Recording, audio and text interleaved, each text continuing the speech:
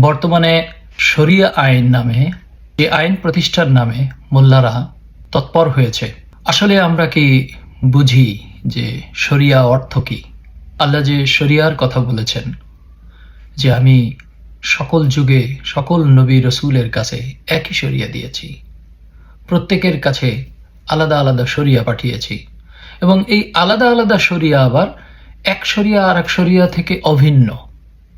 সকল কিতাবের সত্য সত্যায়নকারী কিতাব হচ্ছে কোরআন। তো আমি প্রত্যেককে কিতাব দিয়েছি, সেই কিতাব অনুযায়ী তারা চলবে।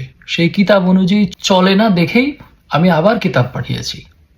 ঈসা আলাইহিস সালামের কাছে যে কিতাব পাঠালেন সেই কিতাব তারা বিকৃত করলো, যার জন্য আবার কোরআন পাঠানো হলো।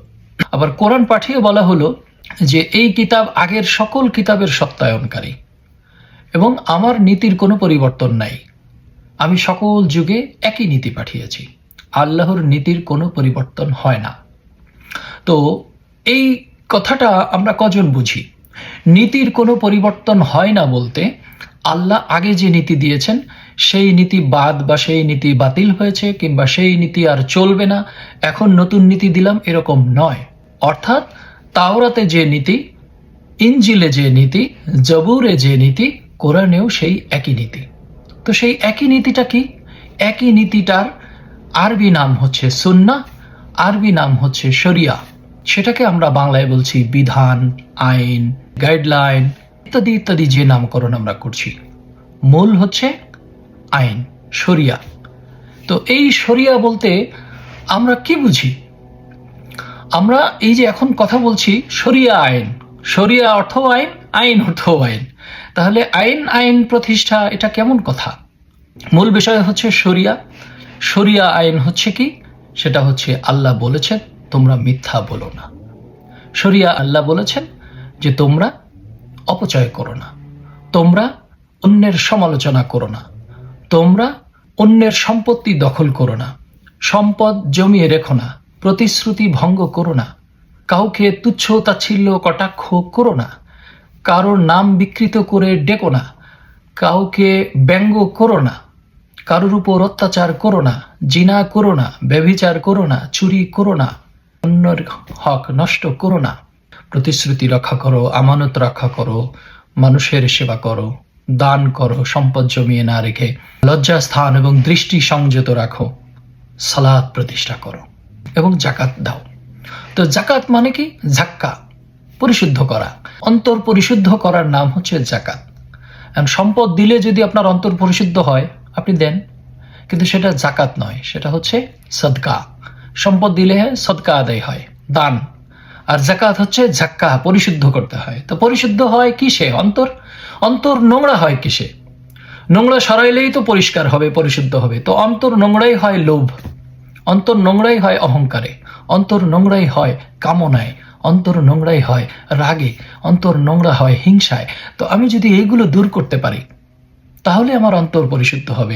আর এগুলো দূর করার জন্য উপায় হচ্ছে আমার ইচ্ছাটাকে ছেড়ে দেওয়া। ইচ্ছা ছেড়ে দেওয়া মানে কি? যে আল্লাহর যে ইচ্ছা, আল্লাহর যে আদেশ সেটা আমি হুবহু মেনে নিলাম, আল্লাহর যে নিষেধ সেটা আমি হুবহু মেনে নিলাম। অর্থাৎ আল্লাহর আদেশ নিষেধের উপর আমি আত্মসমর্পণ করলাম। তো এই আত্মসমর্পণ কিভাবে করতে হয়? কার কাছে করতে হয়? রসুলের কাছে। কারণ আতিউল্লাহ ওয়া আতিউর রাসূল, আল্লাহকে অনুসরণ করতে হলে রসুলকে অনুসরণ করতে হয়। কারণ আল্লাহর সকল বিধান আমাদের কাছে পৌঁছে দেন রসুল। রসুলের মাধ্যমেই আল্লাহকে যেহেতু পেতে হয়, তাই রসুলের কাছে আত্মসমর্পণ করতে হয়। যে আজ থেকে আপনার দেওয়া যে বিধান, আপনি আল্লাহ প্রদত্ত যে বিধান আমাদেরকে দিচ্ছেন সেটার উপর আমি সম্পূর্ণরূপে আত্মসমর্পণ করলাম এবং আমি এখন থেকে এই বিধান অনুযায়ী চলব।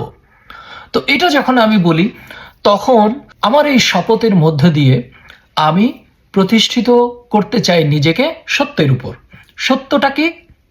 এই যে আল্লাহর আইন, সত্য বলবো, সত্য সাক্ষী দিব, সত্যের সাথে মিথ্যা মিশ্রিত করব না, ভেজাল মিশাবো না, ওজনে কম দিব না, প্রতিশ্রুতি ভাঙবো না, অন্যের সাথে খারাপ আচরণ করব না, সম্পদ জমিয়ে রাখবো না। এগুলো হচ্ছে আল্লাহর বিধান, এইগুলোই হচ্ছে শরিয়া। এখন এই শরিয়াকে আমরা দূরে রেখে আমরা কি শরিয়া প্রতিষ্ঠা করতে চাচ্ছি? আমরা প্রতিষ্ঠা করতে চাচ্ছি দাড়ি রাখতে হবে, যেটা আল্লাহর বিধান নয়। আমরা প্রতিষ্ঠা করতে চাচ্ছি নামাজ পড়তে হবে, মানুষকে জোর করে নামাজ পড়াইতে হবে, যেটা আল্লাহর বিধান নয়। আমরা প্রতিষ্ঠা করতে চাচ্ছি জুব্বা পড়তে হবে, এটা আল্লাহর বিধান নয়। আমরা প্রতিষ্ঠা করতে চাচ্ছি বহু বিবাহ করতে হবে, এটা আল্লাহর বিধান নয়। আমরা প্রতিষ্ঠা করতে চাচ্ছি নারীদেরকে একদম মোড়কে আবৃত করে ঘরবন্দি করে রাখতে হবে, এটা আল্লাহর বিধান নয়। আমরা প্রতিষ্ঠা করতে চাচ্ছি মানুষ মরে গেলে তার জানাজার নামে বিশাল আয়োজন করে নামাজ পড়তে হবে, এটা আল্লাহর বিধান নয়। আমরা প্রতিষ্ঠা করতে চাচ্ছি যে পুরুষ মানুষকে খতনা দিতে হবে, এটা আল্লাহর বিধান নয়। আমরা প্রতিষ্ঠা করতে চাচ্ছি প্রত্যেক ওয়াক্তে ওয়াক্তে আজান দিয়ে মানুষের সকল কিছু তছনছ করে, কর্মে বিঘ্ন ঘটিয়ে, অসুস্থতায় বিঘ্ন ঘটিয়ে আমাদের আজান প্রতিষ্ঠা করতে হবে, এটা আল্লাহর বিধান নয়। আমরা প্রতিষ্ঠা করতে চাচ্ছি শিশু জন্ম নিলে তার আকিকা দিতে হবে, অর্থাৎ আকিকার নামে পশু জবাই করে উৎসব করতে হবে, এটা আল্লাহর বিধান নয়। আমরা প্রতিষ্ঠা করতে চাচ্ছি যে মানুষের মৃত্যুবরণ করলে তার 40 করতে হবে, বা তার বছর বছর তার মিলাদ পড়াইতে হবে, তার নামে মানুষ খাওয়াইতে হবে, এটা আল্লাহর বিধান নয়। তাহলে আল্লাহর বিধান কি? আল্লাহর বিধানই হচ্ছে নিজের ভিতরকার অহংকার দূর করতে হবে, মিথ্যা ছেড়ে দিতে হবে, ঘৃণা ছেড়ে দিতে হবে, লোভ ছেড়ে দিতে হবে, সম্পদ জমানো ছেড়ে দিতে হবে। এগুলো আল্লাহর বিধান। আর এই বিধানগুলোর নামই হচ্ছে শরিয়া, এই বিধানগুলোর নামই হচ্ছে সুন্নাহ। আমরা মনে করি সুন্নাহ হচ্ছে নবী রসুলের কথা, কাজ এবং কর্ম, আর ফরজ হচ্ছে আল্লাহর কোরআন। কত বড় ভুল! ফরজ অর্থ হচ্ছে যেটা বাধ্যতামূলক, করতেই হবে, আর সুন্নাত অর্থ হচ্ছে বিধান। তাহলে যেই বিধানটা বাধ্যতামূলক করতে হবে সেটাই হচ্ছে ফরজের সুন্নাহ, অর্থাৎ আল্লাহর সুন্নাহ। সুন্নাত কখনো নবীর হয় না। হ্যাঁ, নবীর সুন্নাত আর আল্লাহর সুন্নাত আলাদাও নয়, সেই অর্থে এটা নবীর সুন্নাত, কারণ নবী আল্লাহর কথাগুলো বলেছেন, রসুলই আল্লাহর কথাগুলো বলেছেন। তো সেই রসুল নিজের কথা তো বলেন নাই, কার কথা বলেছেন? আল্লাহর কথা বলেছেন, কোরআনের কথা বলেছেন। আল্লাহ বলছেন যে আমার কিতাব তোমাকে দেওয়া হলো, তুমি এই কিতাব অনুযায়ী ফয়সালা দিবে, তুমি এই কিতাবের বাইরে যাবে না। আপনি তো নিজ থেকে কিছু বলেন না, আপনি যা বলেন তা হচ্ছে ওহী, আমি নাজিল করেছি। তাহলে যাহা নাজিলকৃত তাহাই রসুল বলেন। তো রসুল কোরআনের বাইরে যদি কথা বলেন তাহলে রসুলের নিজস্ব কথা হয়ে যায়, মন গড়া কথা হয়ে যায়। তা আল্লাহ বলেছেন তিনি তো মন গড়া কিছু বলেন না। তো এই জায়গাতে আমরা অন্ধকারের মধ্যে আছি, আর এই অন্ধকারে আমাদের রেখেছে কে? এই তথাকথিত আরবি জাননেওয়ালা মোল্লারা। এই আরবি জাননেওয়ালা মোল্লারা কত ভয়ঙ্কর দেখুন। সমাজে এমন কোনো মাদ্রাসা নাই যেখানে এরা বলাৎকার করে না, ধর্ষণ করে না, এমনকি মসজিদে পর্যন্ত চলছে। আর এর জন্য দায়ী কারা? এর জন্য দায়ী কিন্তু আমরাও, কারণ আমরাই তাদেরকে ভরণ পোষণ দিয়ে, ঘি মাখন, গাছের প্রথম লাউ, বাড়ির বড় মুরগি, পালের বড় খাসিটা তাদেরকে আমরা দাওয়াত করে খাওয়াচ্ছি, পুকুরের বড় মাছটা আমরা তাদেরকে খাওয়াচ্ছি, গাভীর থেকে যে দুধ হয় দুধটা আমরা তাদেরকে খাওয়াচ্ছি, গাছের কলাটা আমরা তাদেরকে খাওয়াচ্ছি। এই তাদেরকে আমরা এই দুধ, কলা, ঘি, মাখন খাইয়ে পুষ্ট বানাইয়ে তাদেরকে আমরা ছেড়ে দিয়েছি। তারা অবলীলায় এই অবলা ছোট্ট শিশু বাচ্চাদেরকে ধর্ষণ করছে, বলাৎকার করছে, তাদের দিয়ে ভিক্ষাবৃত্তি শেখাচ্ছে, তাদের কোনো নীতি নৈতিকতা শেখাচ্ছে না, তাদের শুধু আরবি মুখস্থ করাচ্ছে। তারা জানে না কিভাবে অহংকার নিয়ন্ত্রণ করতে হয়, তারা জানে না কিভাবে হিংসা নিয়ন্ত্রণ করতে হয়, তারা জানে না কিভাবে মানুষকে ভালোবাসতে হয়, তারা জানে না মানুষকে কিভাবে সম্মান দিতে হয়, তারা জানে না কিভাবে অন্যের সাথে সদাচরণ করতে হয়, বিনয়ী আচরণ করতে হয়, তারা জানে না কিভাবে লোভ সম্বরণ করতে হয়, তারা জানে না কিভাবে কাম নিয়ন্ত্রণ করতে হয়। এগুলো মাদ্রাসায় শিক্ষা দেওয়া হয় না। এগুলো শিক্ষা না দেবার কারণেই তারা এই শারীরিক চাহিদার চরিতার্থ করার জন্য এরা এই অপকর্মগুলো করছে। আর একটা বড় বিষয় হচ্ছে এরা এই কুপ্রবৃত্তির থেকে বের হতে পারে না। তার অন্যতম আরেকটা কারণ হচ্ছে এরা সমাজ নিয়ে চিন্তা করে না, এরা রাষ্ট্র নিয়ে চিন্তা করে না, এরা অর্থনীতি নিয়ে চিন্তা করে না, এরা মানুষের কর্মসংস্থান নিয়ে চিন্তা করে না, এরা বিজ্ঞান নিয়ে চিন্তা করে না, এরা স্বাস্থ্য ও চিকিৎসা নিয়ে চিন্তা করে না, এরা মানুষকে ব্যবসায়িকভাবে স্বাবলম্বী করা যায় সেই চিন্তা করে না, এরা কৃষি, খাদ্যদ্রব্য এগুলো উৎপাদনের বিষয় নিয়ে চিন্তা করে না। এরা কেবল চিন্তা করে আর মসজিদের ইমাম খেদায়া আরেকজন ইমাম নিয়োগ করা যাবে, কোন মসজিদের মুয়াজ্জিনকে তাড়িয়ে নিজে মুয়াজ্জিনগিরি করা যাবে, কার বাড়ি দাওয়াত খাওয়া যাবে, এই হচ্ছে এদের সার্বিক বেসিক চিন্তা। হ্যাঁ, এই আলেম তথা এই মাদ্রাসায় পড়ুয়া ছেলে মেয়েদের মধ্যে কেউ কেউ যে উচ্চশিক্ষায় শিক্ষিত হচ্ছে না তাও নয়, কিন্তু উচ্চশিক্ষায় শিক্ষিত হচ্ছে কি তাদের একাডেমিক সিলেবাসের মধ্যে না, ব্যক্তিগত উদ্যোগে, ব্যক্তিগত আগ্রহে। অর্থাৎ মাদ্রাসায় পড়ে তারা আবার জেনারেল লাইনে পড়ছে, স্কুলে পড়ছে, কলেজে পড়ছে, ইউনিভার্সিটিতে পড়ছে, বিভিন্ন বিষয়াদি নিয়ে গবেষণা করছে, এটা তার ব্যক্তিগত উদ্যোগ, কিন্তু একাডেমিকভাবে এরা কিছুই শিখছে না। তাহলে আমি সমাজের অর্থনীতির সকল সুবিধা আমি ভোগ করি, বৈজ্ঞানিক এবং প্রযুক্তিগত উন্নয়নের সকল কিছু আমি ভোগ করি, আমি রাস্তাঘাট ব্যবহার করি, আমি হসপিটাল ব্যবহার করি, আমি চিকিৎসা ক্ষেত্র ব্যবহার করি, আমি শিক্ষা ক্ষেত্র ব্যবহার করি, কিন্তু এগুলোর পেছনে আমার কোনো অবদান নাই। এই তারা হচ্ছে এই মোল্লা শ্রেণী। তো এই মোল্লা শ্রেণীর কারণে সমাজে এত বিভ্রান্তি। আজ আমার কাছে প্রশ্ন করছেন মানুষ, অসংখ্য প্রশ্ন, যে আকিকা কিভাবে দেব, আকিকা কিভাবে দিব। এই প্রশ্ন করে না যে আকিকা কি দেব নাকি দিব না, এটা কি আল্লাহর বিধান নাকি না, এই প্রশ্ন না, প্রশ্ন করে আকিকা কিভাবে দেব।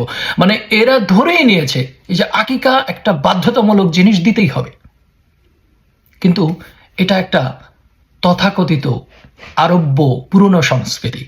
তারা পুত্র সন্তান হলে উৎসব করে এই পশু জবাই করত, যার জন্য আমাদের সমাজ এখন চলে আসছে। দেখুন, পুত্র সন্তান হইলে 2টা খাসি জবাই দিতে হবে, আর কন্যা সন্তান হইলে 1টা, মানে কন্যাকে এখানে হেয় করে রাখা হয়েছে।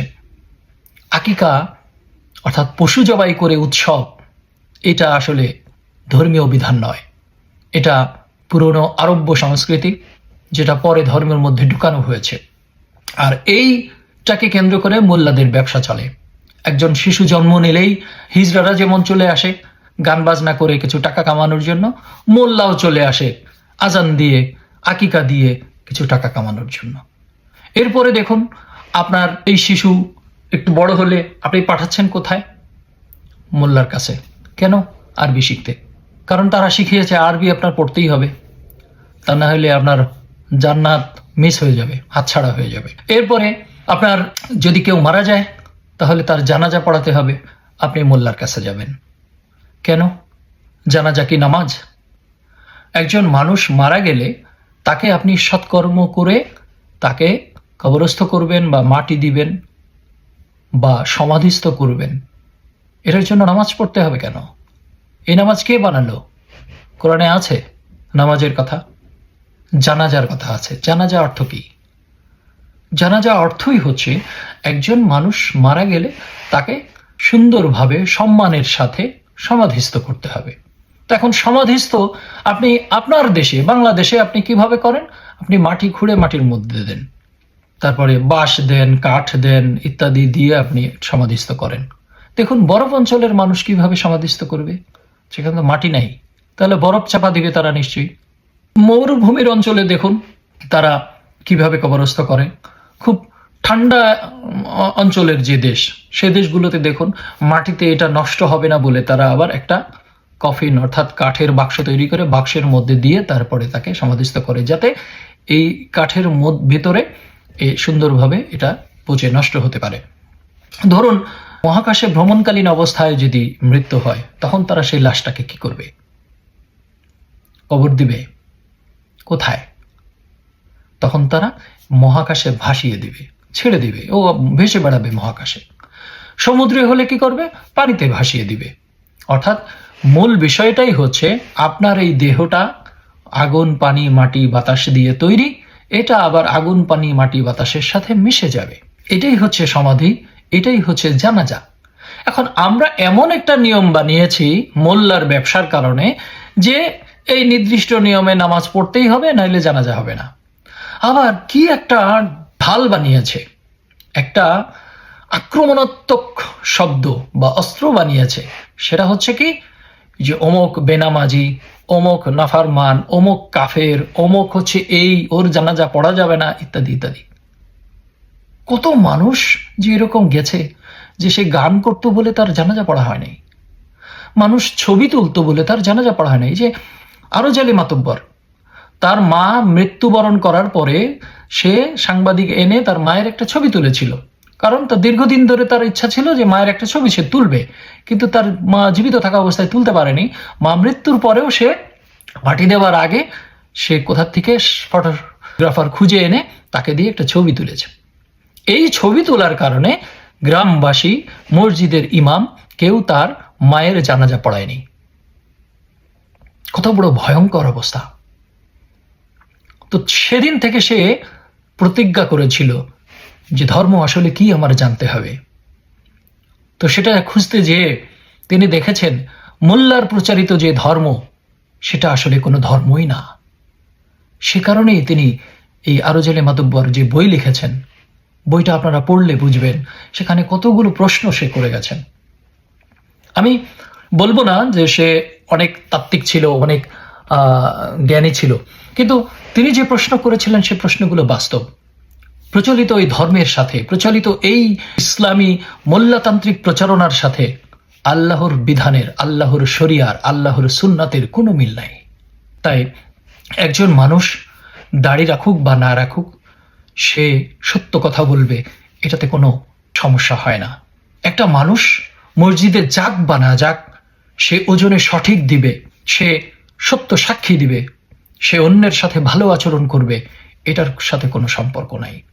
একজন মানুষ জুব্বা পরুক বা না পরুক, সে সর্বদা ন্যায়ের সাথে চলবে, সে সর্বদা সঠিক ওজনে মেপে দিবে, সে সম্পদের সুষ্ঠু বন্টন করে দিবে, এটার সাথে মসজিদে যাওয়ার কোনো সম্পর্ক নাই।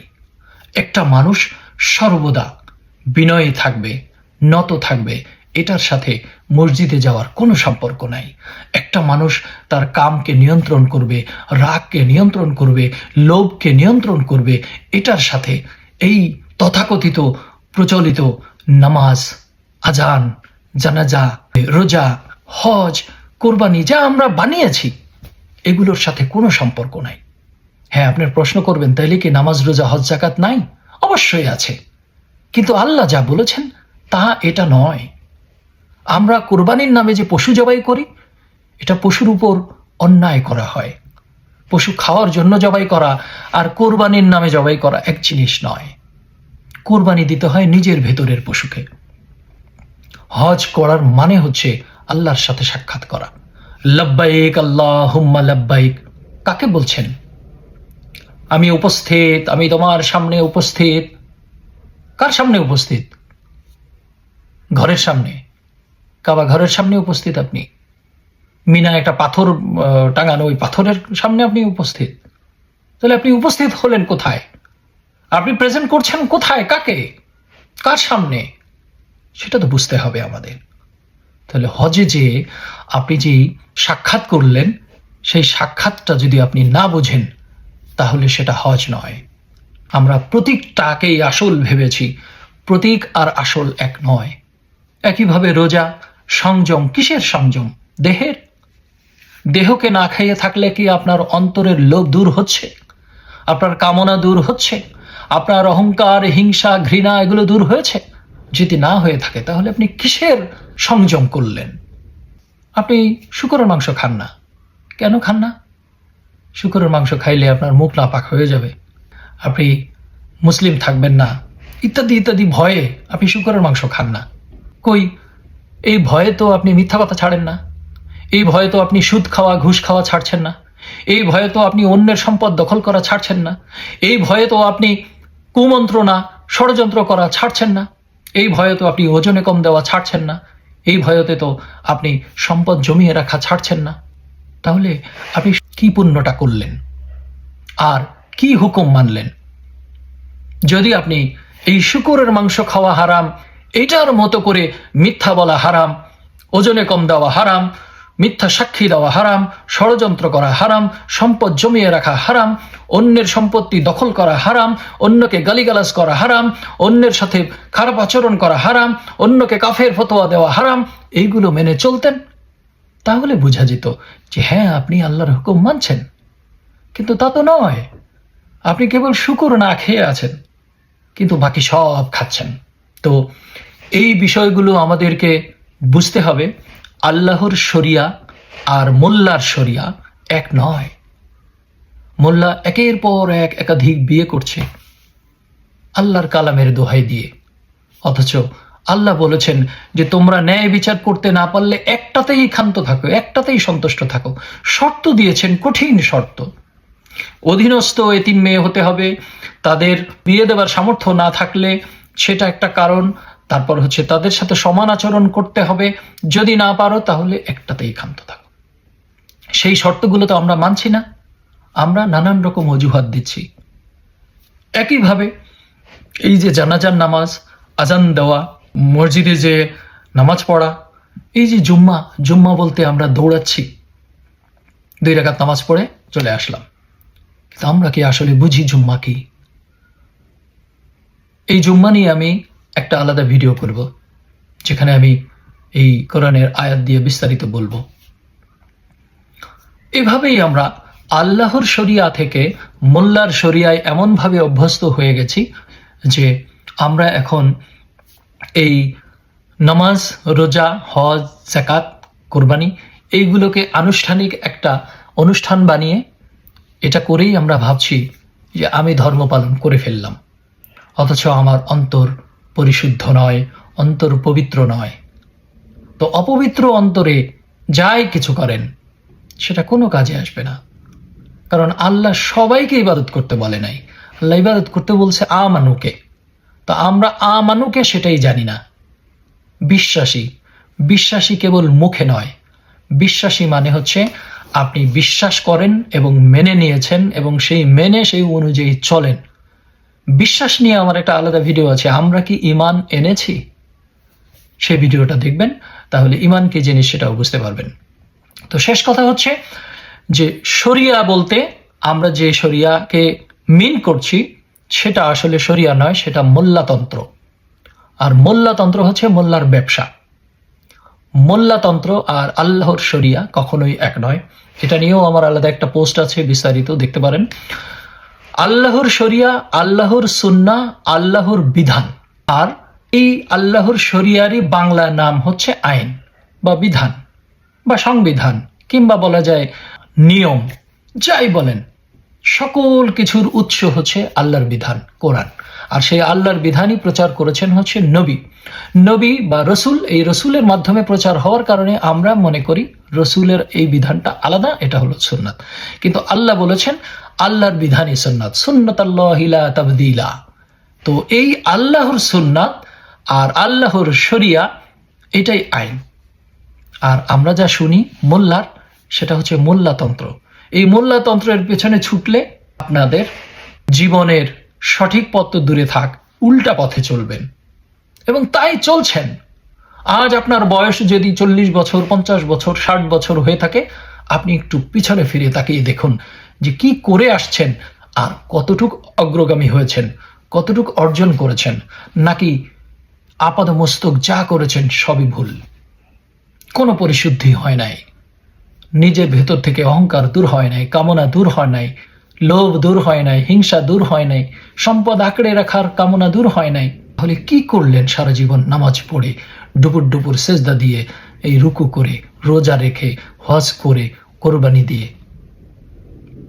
তাহলে এই সব কিছু আমাদেরকে বুঝতে হবে। ধন্যবাদ সবাইকে।